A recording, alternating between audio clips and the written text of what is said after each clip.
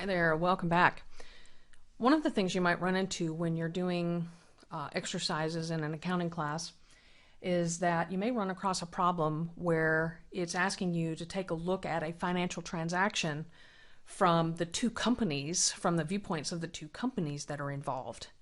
So when you have a company that's buying product from somebody, then that other company is actually selling it, vice versa.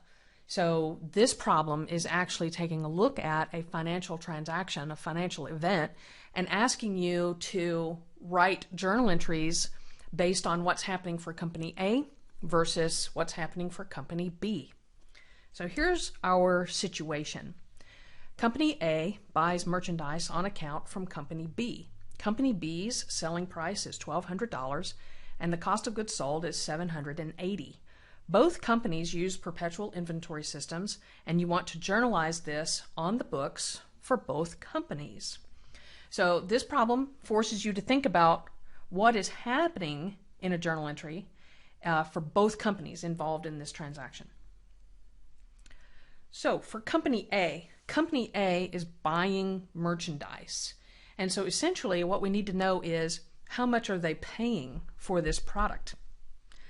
And so for Company A, the product that they are buying is $1,200 worth of merchandise. So we have a debit to merchandise inventory of $1,200 and an accounts payable, because we now know that anytime we see on account, that means accounts payable when we're buying something.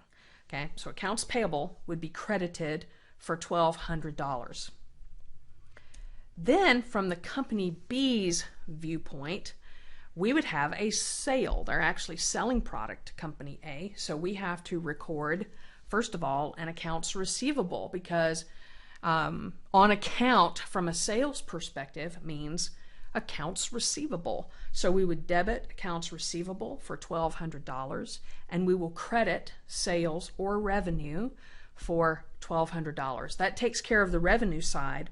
But then we also have to take care of the cost of goods sold, because if you recall from our conversation about the timing of when we record revenue, we have to record expense at the same time, that we have to account for that part. So cost of goods sold then would be debited for $780 and finished goods inventory would be credited for $780.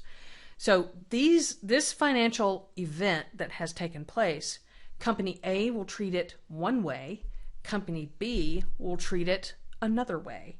And therefore you can see now that from taking a look at different companies and what transactions transpire, you have to look at it from the standpoint of what's happening for that company. And I hope that this exercise has helped to point that out. And if you ever run into something like this, you got to think of what's happening for this company versus what's happening for that company and record the journal entry appropriately. So if you have any questions about this or comments, please leave them below the video. I'd be happy to answer any questions about this particular exercise, and I will talk to you soon. Thank you.